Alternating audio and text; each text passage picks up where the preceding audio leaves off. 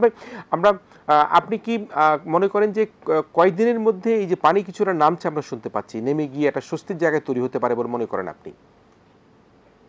পানি তো ইতিমধ্যে নামতে শুরু করেছে, বিশেষ করে ফুলগাজী এবং পরশুরাম এলাকায় পানি, রাস্তাঘাট গুলো আস্তে আস্তে মানুষের হাঁটার উপযোগী হচ্ছে একইভাবে। তবে শহরে এখনো পানি আছে, শহরের বেশিরভাগ এলাকায় পানিবন্দী, এবং এখন পানি বেশি আছে সদর উপজেলা এবং দাগনভূঞা উপজেলা। এখানে একদম প্রত্যন্ত গ্রামগুলো এখন পানিতে ডুবে আছে। আর সীমান্তবর্তী যে এলাকাগুলো, ওগুলো আস্তে আস্তে পানি কমতে শুরু করেছে।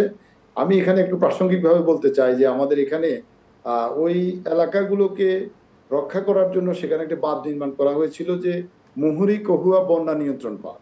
এই বাঁধটা 2004-05 সালের দিকে কাজ করা হয়। তৎকালীন প্রধানমন্ত্রী বেগম খালেদা জিয়া, ওনার নিজ নির্বাচনী এলাকা হচ্ছে ওই ফুলগাজী পরশুরাম ছাগলনাইয়া, তার উদ্যোগেই মূলত সেখানে এই বাঁধটা হয়েছিল।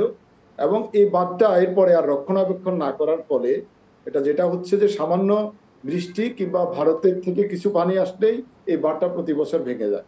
এবছরও এর আগে 2বার বন্যা কবলিত হয়েছে ওই এলাকায়। অর্থাৎ এখানে শুধুমাত্র বক্তৃতা বিবৃতির মধ্যে সীমাবদ্ধ ছিল। আমরা ইতিমধ্যে দেখেছি বিভিন্ন জনপ্রতিনিধিরা এই বাঁধটা করবে করবে বলে এটা দীর্ঘদিন ধরে তারা এই বাঁধটা করেনি। ওই এলাকার মানুষের মূলত রিলিফের চেয়েও এখানে একটি টেকসই বাঁধ নির্মাণটা হচ্ছে তাদের দাবি। যে ওই যে যেটা মুহুরী কহুয়া বন্যা নিয়ন্ত্রণ বাঁধ, এই বাঁধটা যদি সেখানে টেকসই ভাবে করা হয় তাহলে ওই এলাকার মানুষ এভাবে বারবার বন্যার হাত থেকে তারা রেহাই পাবে। জি, জনাব মোহাম্মদ সাদাত হোসেন, আপনি নিরাপদে থাকবেন, এবং যেহেতু আপনি গণমাধ্যমের সাথে কাজ করেন, আপনার মাধ্যমে ফেনী শহরের নানা সংবাদ বা ফেনীর সংবাদগুলো আমরা আবারও আপনার কাছ থেকে পাওয়ার চেষ্টা করব। আপনি আপনার পরিবার এবং এলাকাবাসী সহ সকলকে সুরক্ষা রাখবার চেষ্টা করবেন। আপনাকে ধন্যবাদ জানাচ্ছি। আমি শেষ মুহূর্তে আমাদের এটিএন বাংলা স্টাফ রিপোর্টার সাংবাদিক মুশফিকুর রহমান, মুশফিকের কাছে আসছে। মুশফিক, আগামীকালকের পরিকল্পনায় কি আছে, আমরা কিভাবে কভার করতে চাই বা আমাদের কি হতে পারে? আপনার দৃষ্টিতে মনে হয় কোন জায়গাগুলো সবচেয়ে বেশি ভালনারেবল অবস্থায় আছে?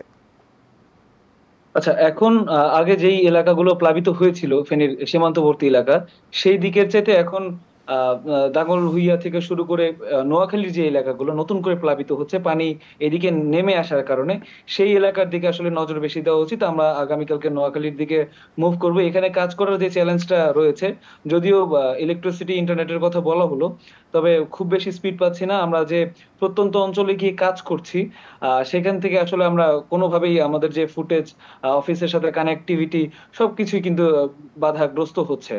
তো সেই দৃষ্টিকোণ থেকে আমি বলবো যে যারা ঢাকা থেকে অনেকে ত্রাণ সহায়তা নিয়ে আসেন বা রেস্কিউ করতে আসেন, তাদের এখন বেশি মনোযোগী হওয়া উচিত নোয়াখালী বা কুমিল্লার নতুন করে প্লাবিত হওয়া এলাকার দিকে।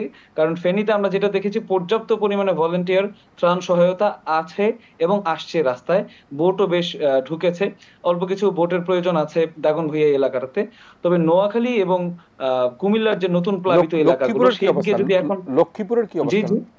লক্ষ্মীপুরের অবস্থাটা আমি যতটুকু জানি যে নোয়াখালীর চাইতে খুব বেশি খারাপ না, তবে সেখানেও কিন্তু বেশ পানি রয়েছে। তো ওই এলাকার দিকে যদি এখন আমরা মনোযোগী হই, তাহলে বড় ধরনের ক্ষতি থেকে আমরা আশা করছি যে বেঁচে থাকা সম্ভব হবে। এখন আমাদেরকে সমন্বয় করে রেস্কিউ করা এবং যে জায়গাগুলো প্রান্তিক জায়গা রয়েছে সেখানকার মধ্যে ত্রাণ পৌঁছানো, সেটি হচ্ছে আমাদের মূল দায়িত্ব। মুশফিক, আপনি নিরাপদে থাকবেন এবং নিশ্চয়ই এটিএন বাংলার পক্ষ থেকে আপনি সংবাদ সরবরাহ করবেন।